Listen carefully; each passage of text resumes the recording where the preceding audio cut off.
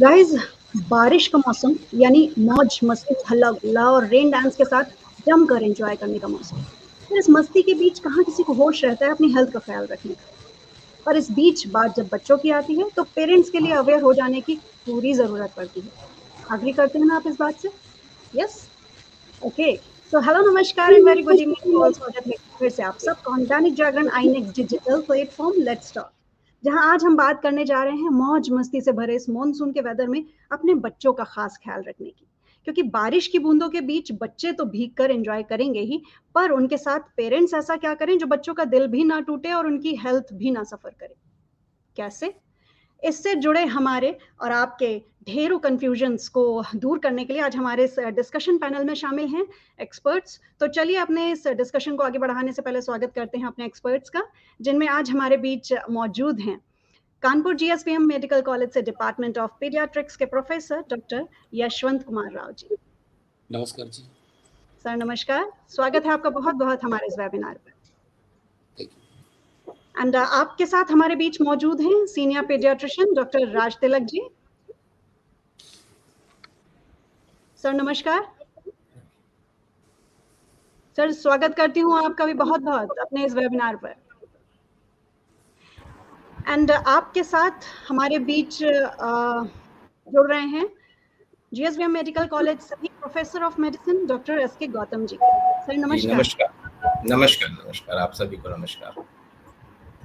Sir स्वागत करती हूँ आपका भी अपने सेशन पर। एंड इसी के साथ अपने व्यूअर्स का भी स्वागत करूंगी जो हमारे सेशन के साथ जुड़ रहे हैं। आप सभी का बहुत बहुत स्वागत है हमारे इस डिस्कशन पैनल, हमारे इस डिस्कशन पे।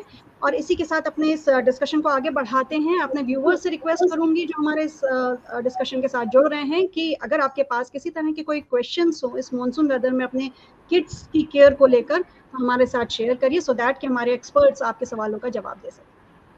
तो चलिए सबसे पहला सवाल अपने इस डिस्कशन को शुरू करने के लिए डॉक्टर यशवंत राव जी से पूछूंगी। सर, हम लोग जब मॉनसून की बात करते हैं, बारिश के मौसम की बात करते हैं, तो सबसे पहले हम लोग के दिमाग में आता है वो बीमारियां जो मॉनसून के वेदर में एकदम चरम पर होती हैं और बच्चे उससे ज्यादा इफेक्ट करते हैं। तो इस मौसम में बच्चों में कौन कौन सी बीमारियां बढ़ती हैं, प्लीज सर ये बताएं। बेसिकली जब भी मानसून आता है, मतलब बरसात का टाइम, तो वो वायरसेस का इन्फेक्शन बढ़ जाता है जो कि पानी में ज़्यादा ग्रो करते हैं। वो बैक्टीरिया का इन्फेक्शन बढ़ जाता है जो पानी में ज़्यादा ग्रो करते हैं। हमारे शरीर का हर आर्गन, हर सिस्टम अफेक्टेड होता है। अगर हम ऊपर से शुरू करें तो हमारे दिमाग में वायरल इन्फेक्शन के केसेस होते हैं जिसको हम वायरल इंसेफेलाइटिस कहते हैं या वायरल मेनिंजाइटिस कहते हैं। इसमें बच्चा बेहोश हो जाता है, उल्टी आती है, बुखार आता है और झटके आते हैं। नाक में कॉमन कोल्ड, इरिटेशन, कंजेशन, गले में सोर थ्रोट हो जाता है, टॉन्सिल बढ़ जाते हैं। और अगर हम नीचे आए तो फेफड़ों में वायरल निमोनिया के केसेस भी बढ़ जाते हैं और ठंडे वाले जो वायरस होते हैं उनसे ब्रोंकियोलाइटिस भी होने लगता है। तो ये सांस वाली बीमारियां हो गई। अगर हम जीआई की बात करें तो गैस्ट्राइटिस, गैस्ट्रोएंटेराइटिस, इस समय रोज ही ओपीडी में बहुत सारे बच्चे डायरिया और डिहाइड्रेशन के आ रहे हैं। कॉलरा के केसेस बढ़ जाते हैं। लीवर इन्फेक्शन, बच्चों में हेपेटाइटिस ए वायरस से बहुत ज़्यादा कॉमन होता है। जो बच्चे सड़क किनारे जूस और गन्ने का रस और तरह तरह रंग बिरंगे पानी पीते हैं उनमें हेपेटाइटिस ए वायरस का इन्फेक्शन बहुत ज़्यादा बढ़ जाता है। टाइफाइड के केसेस बढ़ जाते हैं। तो इस तरीके से जितने भी वायरल जनित बीमारियां वो बढ़ जाती हैं। प्लस पानी में इस समय हर जगह बात हो रही है कि मलेरिया के हॉट स्पॉट आइडेंटिफाई किए हैं पीएमओ लोगों ने। तो मलेरिया के केसेस, दूसरा मच्छर जनित, डेंगू के भी केसेस, अभी डेंगू के केसेस पॉजिटिव मिलने नहीं शुरू हुए हैं, बट ये सीजन आ गया है कि हम अभी से अपनी आंख खोल लेनी चाहिए। तो मलेरिया हो गया, डेंगू हो गया, टाइफाइड हो गया, इस तरीके से स्किन में पस्ट्यूल्स, जिसको इम्पेटिगो कहते हैं, इस तरह की सारी बीमारियां बढ़ने लगती हैं। कान में ओटाइटिस मीडिया के केसेस आने लगते हैं। तो इस तरीके से वायरल जनित बीमारियां बहुत ज़्यादा भरमार में बढ़ जाती हैं। तो डॉक्टर साहब, अगर जैसे इन सारी बीमारियों के बारे में आपने बताया, अगर हम सबसे पहले शुरू होने वाले इन्फेक्शन की बात करते हैं, बच्चे भीगते हैं, तो जो सबसे पहला हमारा बच्चों का बॉडी पार्ट है वो कौन सा सबसे पहले इफेक्ट करता है? क्या स्किन से डिजीजेस की शुरुआत होती है या उनके स्टमक से शुरुआत होती है? सबसे पहला जो हमारा बॉडी पार्ट होता है वो कौन सा इफेक्ट करता है? मैम जैसे आपको बताऊं, जैसे कोई चीज हम सुखा दें, चावल को, रोटी को सुखा दे धूप में, तो उसमें इन्फेक्शन नहीं रह जाता है। लेकिन कोई भी चीज गीली होती है तो वो कल्चर मीडियम में काम करती है। कोई भी चीज गीली होती है, अगर ब्रेड को आप सुखा दीजिए तो नहीं सड़ेगा, लेकिन कोई भी चीज अगर गीली होती है तो कल्चर मीडियम से वायरस बैक्टीरिया दोनों ग्रो करते हैं। तो जब भी पानी पड़ता है तो हमारे हेयर के इन्फेक्शन, हमारे नोज के इन्फेक्शन, ये सारे के सारे बढ़ जाते हैं। तो बेसिकली हमारा शरीर का सबसे पहला पार्ट जो आता है बारिश में वो स्किन आता है, तो स्किन की डिजीज होती है। फिर नाक से इन्फेक्शन स्टार्ट होता है, रेस्पिरेटरी बहुत कॉमन होता है, बच्चा पानी पीता है तो जीआई इन्फेक्शन बहुत ज़्यादा कॉमन होता है। और आज के टाइम में आप देखिए तरह तरह के स्विमिंग पूल के ऐड आ रहे हैं कि हमारे यहाँ आइए, 10 बार आइए तो 5 बार फ्री कर देंगे, महीने का ये ऑफर है। और आप सोचिए एक स्विमिंग पूल में जहाँ पानी इकट्ठा है, तिलक सर हंस रहे हैं, 100 लोग वहाँ पे नहा रहे हैं, सुबह से शाम तक 500 लोग नहा रहे हैं। अब उसमें जो छोटे बच्चे हैं वो उसमें सुसु भी करते होंगे, और प्लस आदमी नहाता है तो उसके शरीर से गंदगी भी निकल रही है। क्या स्विमिंग पूल का पानी डेली चेंज होता है? नहीं होता है। तो स्किन की बीमारियां और साइनोसाइटिस प्लस अपर एयरवे का इन्फेक्शन, जब बच्चा वो दूसरा बच्चा वो गंदा पानी पीता है तो उसको वोमिटिंग, तो वो पानी और नीचे जाता है तो उसको डायरिया स्टार्ट होता है। तो इस तरीके से जो भी जहाँ से भी बच्चा सबसे पहले वाटर को इनहेल करेगा या इनटेक करेगा तो उस वो वाला ऑर्गन हमारा अफेक्टेड होगा सबसे पहले। Thank you so much sir. So जो भी व्यूअर्स हमारे साथ जुड़ रहे हैं उनके लिए जो हमारे डिस्कशन की शुरुआत है वो बहुत ज़्यादा इन्फॉर्मेटिव है। उसको समझने की ज़रूरत है कि अगर बच्चे हमारे पानी में भीग रहे हैं, और स्पेशली जो डॉक्टर यशवंत सर ने बताया कि स्विमिंग पूल से आजकल जितने स्विमिंग पूल्स के ऑफर मिल रहे हैं उसमें नहा के बच्चे कितने बीमार पड़ रहे हैं, तो इस मौसम में उनको कितनी ढेर सारी बीमारियां हैं जिससे बचाने की ज़रूरत है। चलिए इसी के साथ मैं अपना नेक्स्ट क्वेश्चन पूछूंगी डॉक्टर एस के गौतम सर से। सर हम लोग जब बात बच्चों की कर रहे हैं तो ऑब्वियसली बच्चों के साथ पेरेंट्स को सबसे पहले अपने आप को सही रखना पड़ेगा ताकि वो अपने बच्चों का ख्याल रख सकें। तो अगर बच्चों से पहले पेरेंट्स ही इस सीजन में किन्हीं कारणों से बारिश में भीग जाएं और किसी बीमारी की चपेट में आ जाएं तो उन्हें सबसे पहले खुद को कैसे सेफ रखना है? जी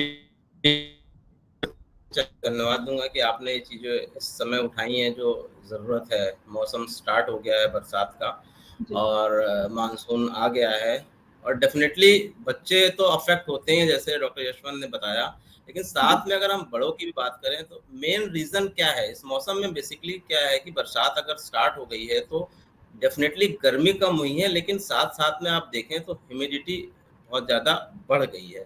ठीक है, तो बीमारियों को लाने के लिए तो बीमारियां इसमें बहुत कॉमन होती हैं।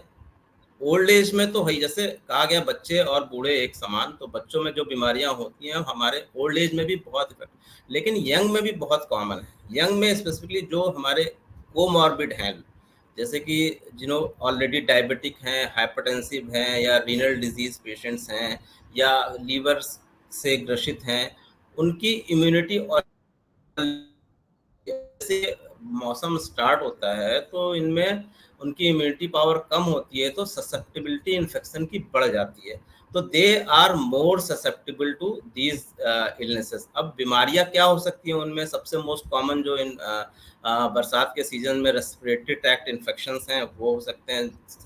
आदमी आता है, पेशेंट्स आते हैं सर्दी जुकाम खांसी बुखार करके, तो मोस्ट कॉमन ये हो गया। उसके बाद अगर बात करें तो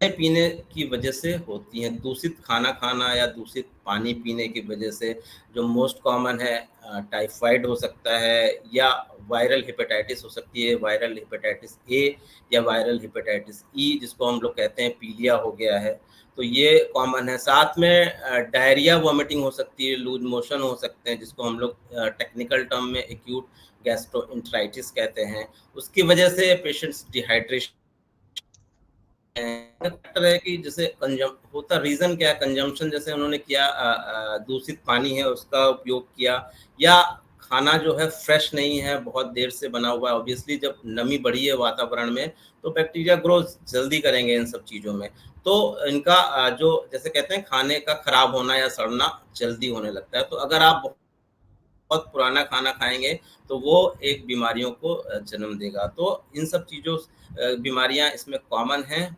और ये वेक्टर बॉर्न डिजीजेस जो बरसात में है, वाटर कलेक्शन स्टार्ट हो जाता है, जगह जगह पानी भर जाता है। तो वाटर बॉर्न डिजीज में जो मेनली हम बात करते हैं मलेरिया की और डेंगू फीवर की।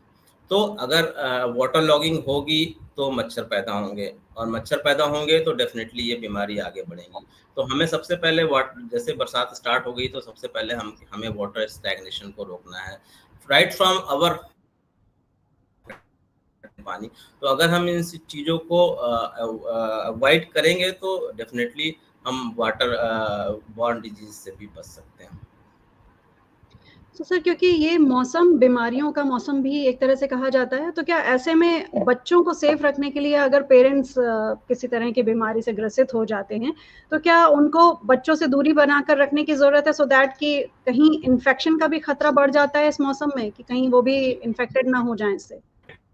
हो गया है अगर एडल्ट्स को या पेरेंट्स को, तो डेफिनेटली उनको मास्क का यूज करना है। अगर मास्क यूज नहीं करेंगे, और एक को बेसिकली ये वायरल फीवर होते हैं, और अगर रेस्पिरेटरी में इन्फेक्शन हो गया तो सांस के द्वारा एक दूसरे के आदान प्रदान से फैलते हैं, तो बच्चे भी अफेक्ट हो सकते हैं। तो इसलिए कोशिश करें कि अपने मास्क का यूज करें घर में जब भी रहें, और जो भी क्लोज कांटेक्ट हैं उनसे या तो दूरी बना के रख सकते हैं तो रखें, लेकिन बच्चे हैं उनसे आप डिस्टेंस इतनी नहीं बना सकते हैं, कवर करके रखें, मास्क का यूज करें ताकि ये ट्रांसमिट होने से बच सके। और अगर वेक्टर बॉर्न डिजीज की बात करते हैं तो डेफिनेटली उनको जो मॉस्किटो हैं, अगर आप अफेक्टेड हैं और तो वो बाइट से दूसरा इफेक्ट हो सकता है, तो कोशिश करें कि उनको आप नेट का यूज करें और कोशिश करें कि मॉस्किटो बाइट से उनको बचाएं।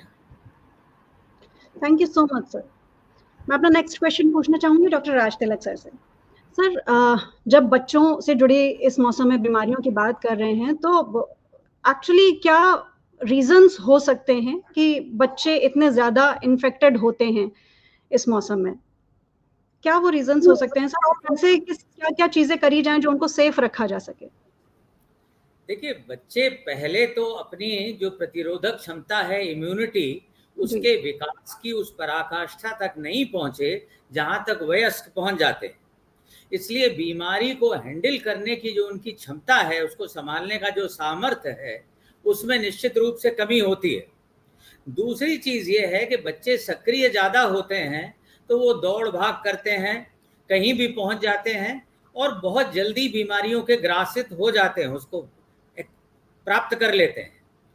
फिर इसके सिवा उनकी जो बता पाने की और अपनी समस्या को कम्युनिकेट करने की ताकत है, वो दूसरों के मुकाबले कम होती है। तो प्रायः दूसरे ही ये देखते हैं कि ये आज पहले दिन की तरह बिहेव नहीं कर रहा, कुछ गड़बड़ है, बजाय इसके कि वो अपनी मामूली समस्याओं को लेके अपने माँ बाप के पास या अपने अभिभावकों के पास पहुंच जाएं। तो वो तमाम क्षेत्रों में सीमित सामर्थ्य के कारण, वो चाहे शरीर धर्मी हो, चाहे उनकी कम्युनिकेशन एबिलिटी हो, और चाहे उनकी प्रतिरोधक क्षमता का विकसित ना होना हो, वो जल्दी ग्राह बनते हैं।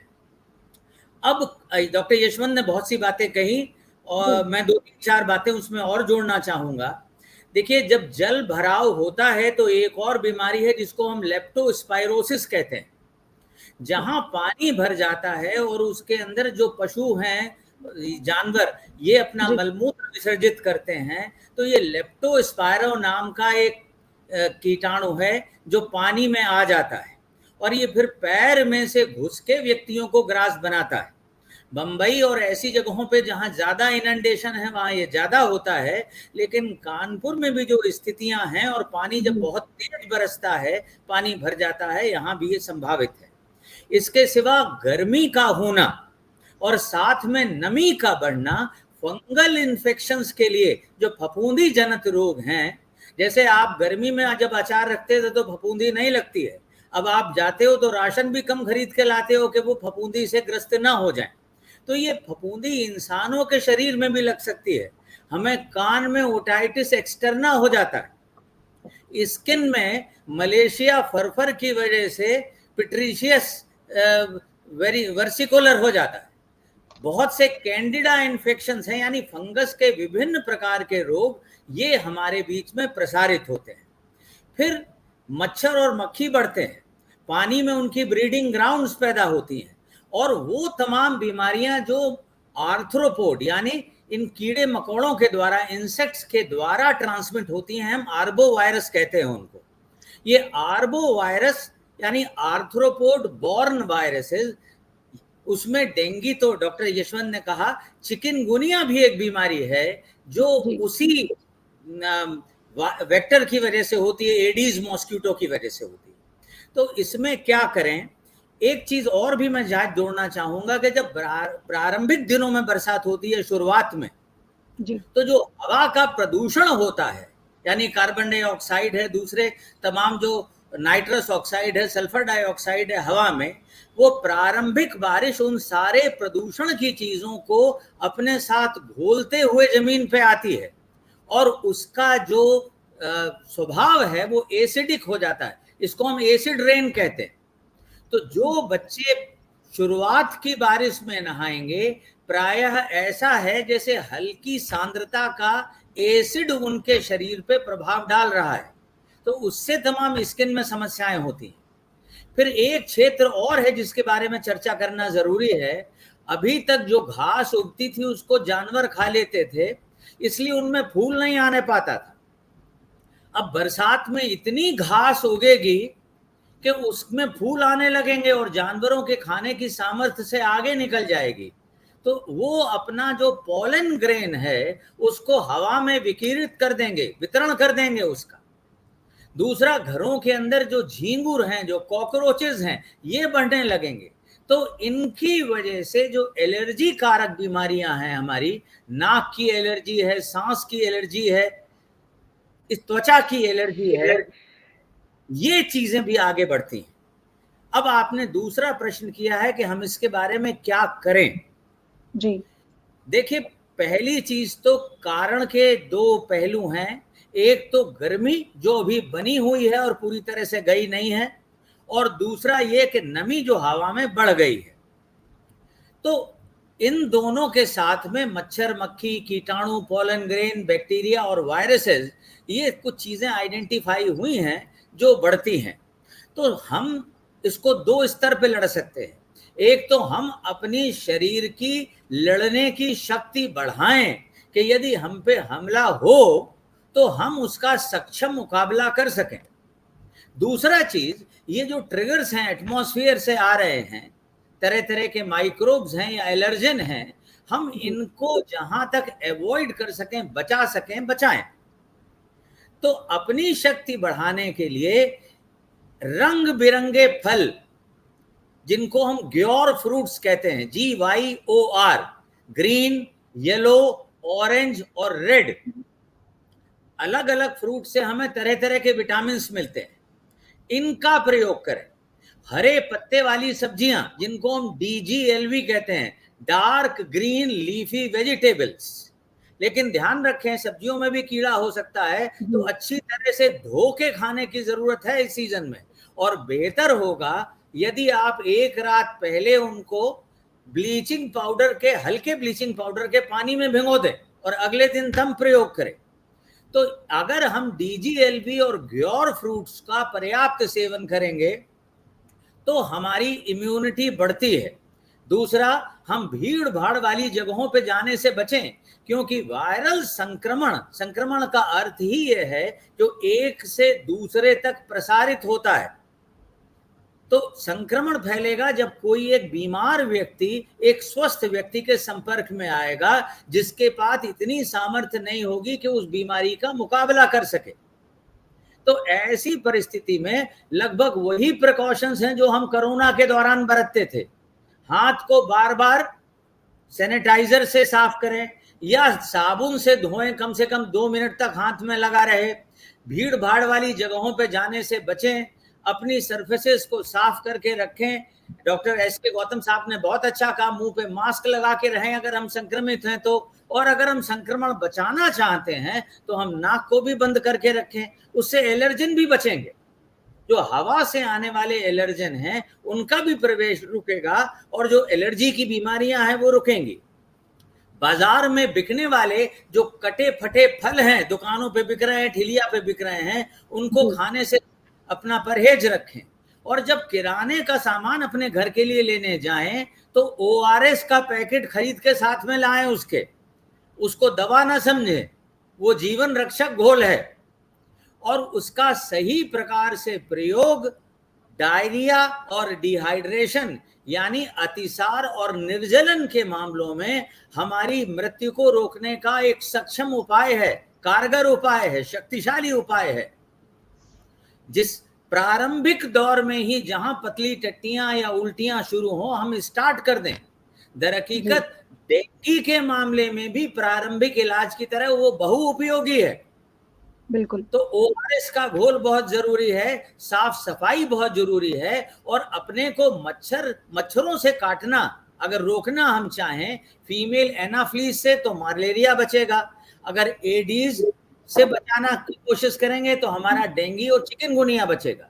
इसके लिए बच्चों को जब बाहर भेजें तो पूरी आस्तीन की कमीजें पहनाएं, पूरे पैर तक उनको पैंट पहनाएं, और जो हिस्से खुले हुए हैं उनको बचाने के लिए उनके शरीर पे मॉस्क्यूटो रिपेलेंट्स जैसे ओडोमॉस क्रीम आती है आपकी, मच्छरों को आकर्षित करने वाली क्रीम, इसका प्रयोग करें। अगर ये कुछ चीजें आप करते रहेंगे तो आपकी बीमारियां नियंत्रण में रहेंगी।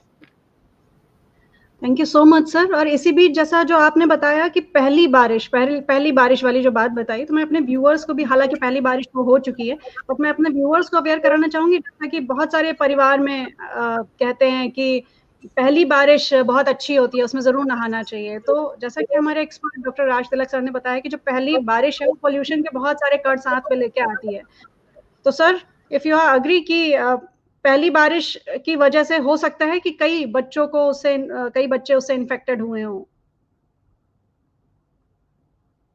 वो उसके प्रभाव जो हैं उस समय से लेके अगले एक हफ्ते में हमारे सामने आ रहे होंगे, और वो बच्चे त्वचा का जैसे झुलस जाती है त्वचा, आपका जैसे सनबर्न हो जाता है, काली पड़ जाती है, ऐसे ही समझ लीजिए जैसे उनको हल्के एसिड से किसी ने नहला दिया हो, एसिड रेन में ऐसा कुछ होता है।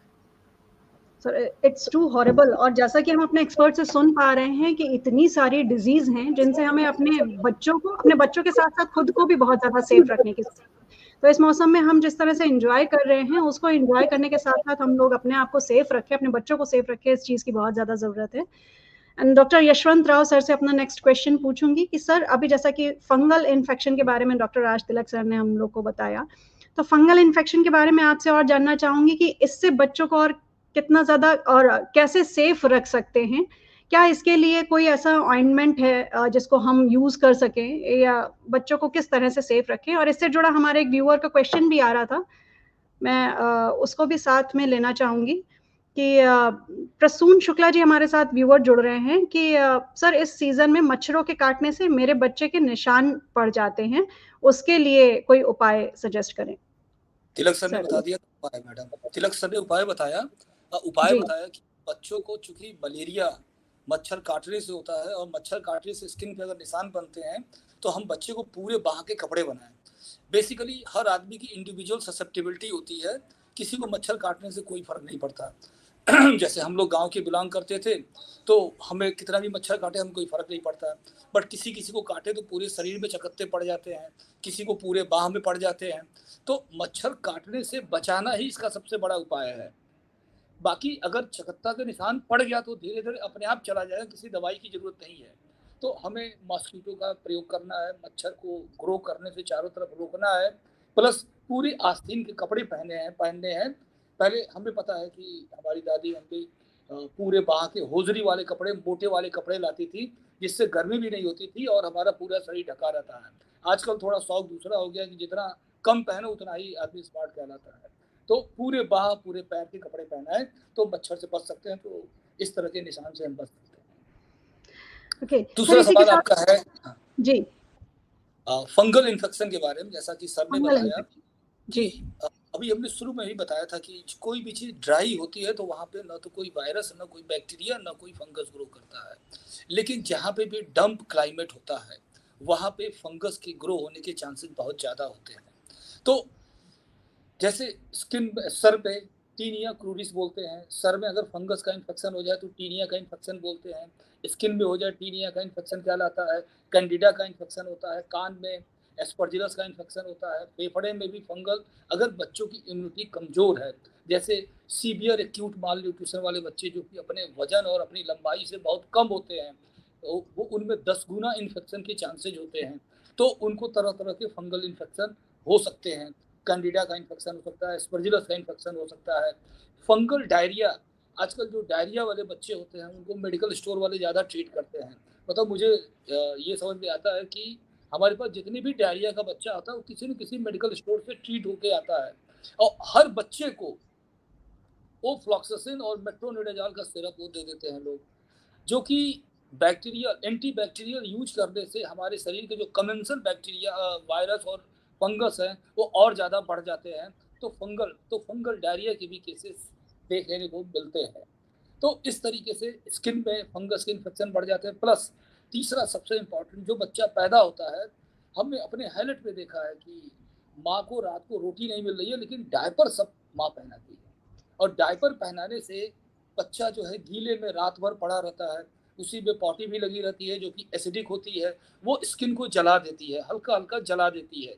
न्यूबॉर्न बेबी की पॉटी एसिडिक होती है, स्किन को जला देती है, वो एक रैश बन जाता है, ब्रेजन बन जाता है, उसके ऊपर वो सूसू भी करता रहता है।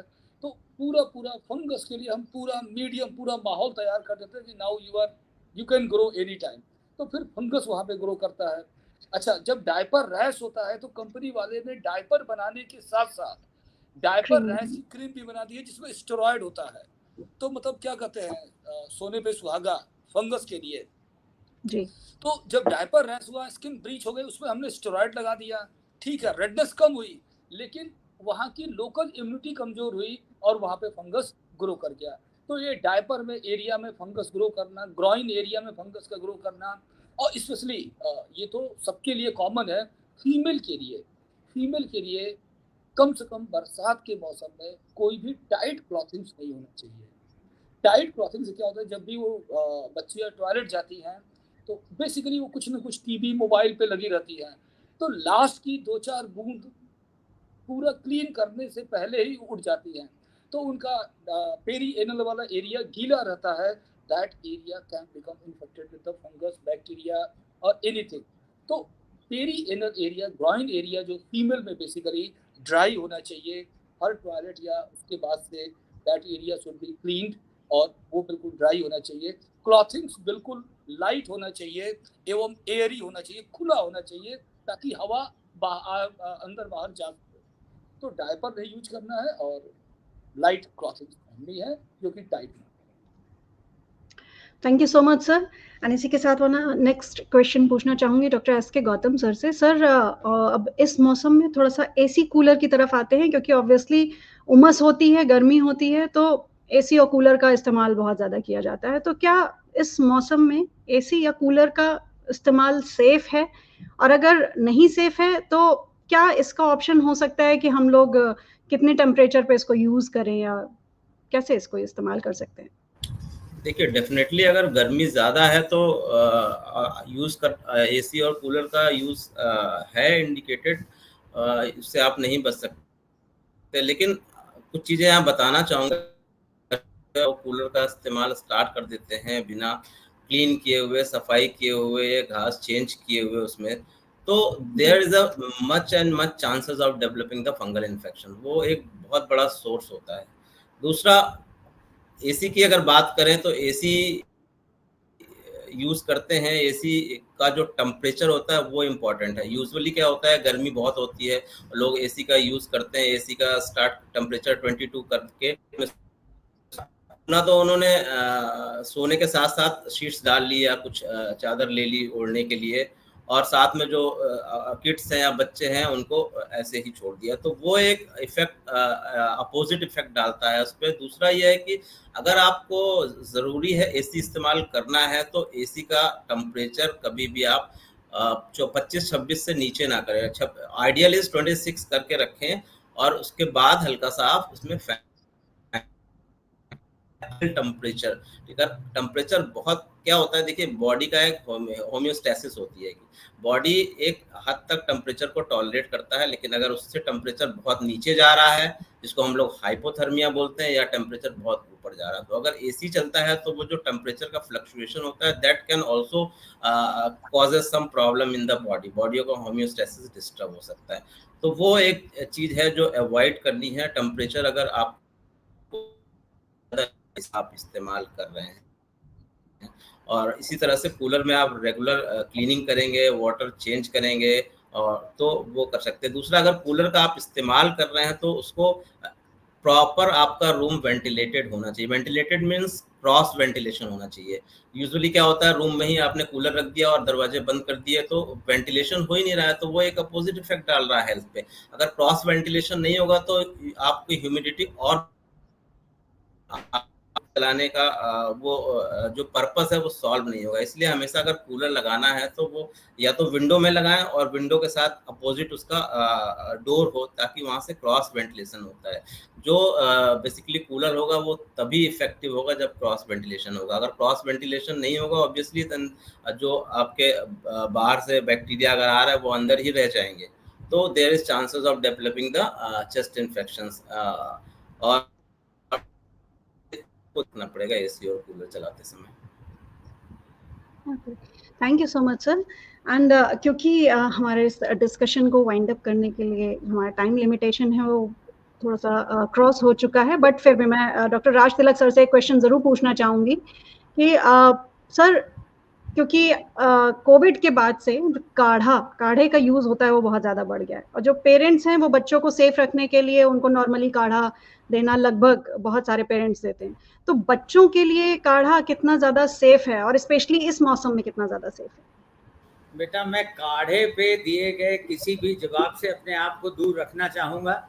ये एलोपैथी का विषय नहीं है और मैं एलोपैथी का चिकित्सक हूँ, और हमारे यहाँ नियम ये है, मेडिकल काउंसिल का मैंडेट भी यही है कि आप अपनी पैथी में महदूद रहें, ना बाहर वाले की अनुशंसा करें और ना उसका प्रतिरोध करें। तो भैया जो देना चाहें दें, जो न देना चाहें न दें, मेरा कोई दृष्टिकोण इस बारे में नहीं है। मैं जो एक आग्रह आपसे और चलते चलते करना चाहूँगा कि डेंगू का सीजन नज़दीक है, तो घर में टूटे गमलों में, डब्बों के ढक्कन में, कूलर में, गमलों में अगर कहीं भी पानी एकत्र हो रहा है तो उसे एकत्र न होने दें, क्योंकि डेंगू का मच्छर जो है वो बहुत दूर नहीं उड़ पाता। इस इकट्ठा हुए पानी का ग्रास आप और आपका परिवार ही बनेगा, आपके पड़ोसी बनेंगे। इसलिए डेंगू बचाना है तो पानी का जमाव रोकना होगा, और जिन चीजों में भी पानी हम एकत्र करते हैं, जैसे कूलर में पानी भरते हैं, तो ध्यान रखें 48 से 72 घंटे से ज्यादा पानी उसके अंदर न रहे। इसके बाद हम सारा पानी निकाल के दोबारा फिर से पानी भरें। Thank you so much sir. And क्योंकि डॉक्टर यशवंत राव सर के लिए क्वेश्चन हमारे एक व्यूअर भेज रहे हैं, तो अभिषेक मिश्रा जी का क्वेश्चन है कि सर, मेरे 6 साल के बेटे को 1 हफ्ते पहले सिर पर जोर का लॉक लग गया था, थोड़ी ब्लीडिंग भी हुई थी, बीटाडिन दवा लगा रहा हूँ, क्या 24 घंटे बाद भी इंजेक्शन लगवा सकते हैं? अभी घाव भर गया है। नहीं, बात ये कौन सा इंजेक्शन, टिटनस का लगवाना चाहते हैं, ये इम्पोर्टेंट है। मैं बता दे रहा हूँ कि अगर डोर का लॉक लग गया है तो रिस्क होता है टिटनस का, लेकिन अगर बच्चे को 4.5 साल पे बूस्टर डोज लगा हुआ है डीपीटी का, तो उसको कोई भी टीका लगवाने की जरूरत नहीं है। घाव भर गया है तो बीटाडिन लगाने की भी जरूरत नहीं है, उस एरिया को बस नीट एंड क्लीन रखें। Thank you so much sir. So फिलहाल मॉनसून की तो अभी एंट्री ही हुई है, अभी तो एक लंबा समय है जब हमें खुद के लिए और खुद से ज़्यादा अपने बच्चों के लिए अवेयर रहना होगा। इसी अवेयरनेस को लेकर हमें अवेयर कराने के लिए फ़िलहाल मैं अब अपने वेबिनार को वाइंड अप करने से पहले अपने एक्सपर्ट्स को बोलूँगी thanks. Thank you so much sir, thank you so much doctor Yashwant Rao sir, thank you so much doctor Raj Tilak sir, thank you so much doctor S K. Gautam sir. आपका बहुत-बहुत धन्यवाद कि अपना इतना कीमती समय निकाल कर हमारे इस डिस्कशन के साथ जुड़े और हमारे व्यूअर्स को इतनी ढेर सारी इन्फॉर्मेशंस दी। एंड अब अपने एक्सपर्ट्स के साथ अपने व्यूअर्स को भी बोलूँगी थैंक्स कि वो हमारे इस सेशन के साथ जुड़े। अब लूँगी आप सभी से विदा, पर इसी वादे के साथ कि मिलूँगी फिर आपसे ऑन द सेम प्लेटफॉर्म किसी एक और इम्पोर्टेंट टॉपिक के साथ। टिल देन हंसते रहिए, मुस्कुराते रहिए, इस मॉनसून वेदर को एंजॉय करते रहिए, पर पूरी सेफ्टी के साथ। Take care and bye bye.